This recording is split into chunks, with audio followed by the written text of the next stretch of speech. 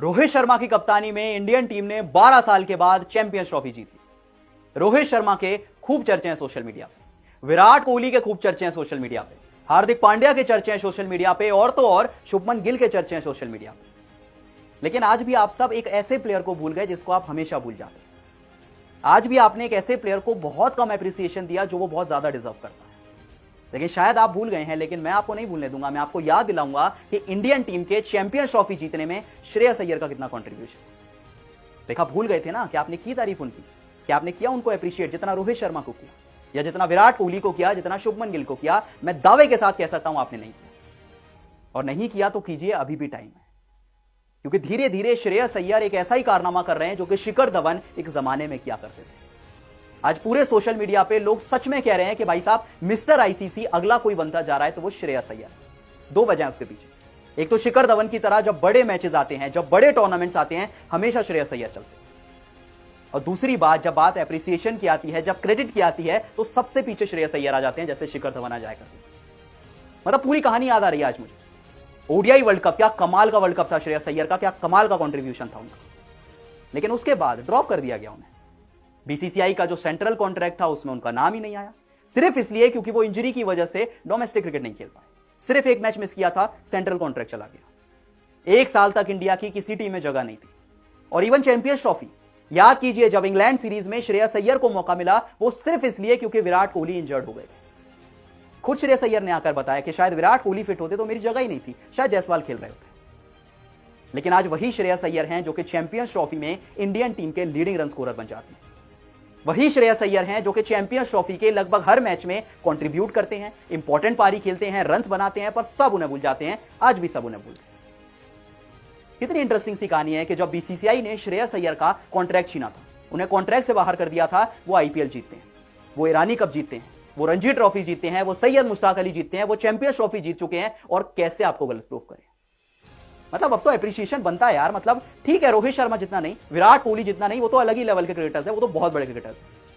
पर जितना शुभमन गिल को मिल रहा है, जितना राहुल को मिल रहा है या हार्दिक को मिल रहा है, उतना तो कीजिए यार। श्रेयस अय्यर ने भी काम किया। इंडिया के नए मिस्टर आईसीसी बन गए हैं, हर बड़े टूर्नामेंट में चलते हैं, हर बड़े मैच में चलते हैं, इंडिया के अनसंग हीरो बन चुके हैं। और सोचिए एक ऐसा टूर्नामेंट जहां सारा का सारा फोकस विराट कोहली पे था, रोहित शर्मा पे था, शुभमन गिल पे था, लेकिन टीम इंडिया के लिए अगर लीडिंग रन स्कोरर कोई था तो वो श्रेयस अय्यर थे। इस पूरे टूर्नामेंट में सबसे ज्यादा रन की बात करें तो नंबर 2 पे फिनिश किया। सचिन रविंद्र के 263 रन थे और श्रेयस अय्यर के 243 रन थे। क्या रिडेम्पशन दिखाया श्रेयस अय्यर ने, भाई साहब मजा आ गया इस बार। लिटरली रोहित शर्मा ने आकर तारीफ की कि देखिए श्रेयस अय्यर एक साइलेंट हीरो हैं, कोई उनकी बात नहीं कर रहा, लेकिन बड़े मैचेस में उन्होंने हमेशा परफॉर्म किया। आज भी आप देखिए, भाई साहब जल्दी विकेट गिर गए थे, 3 विकेट जल्दी गिरे थे, पर अक्षर पटेल के साथ आकर एक इंपॉर्टेंट पार्टनरशिप बनाई, रन्स बनाए, और ये इंश्योर किया कि भाई साहब जब वो आउट हुए पूरा मैच आपके हाथ में था।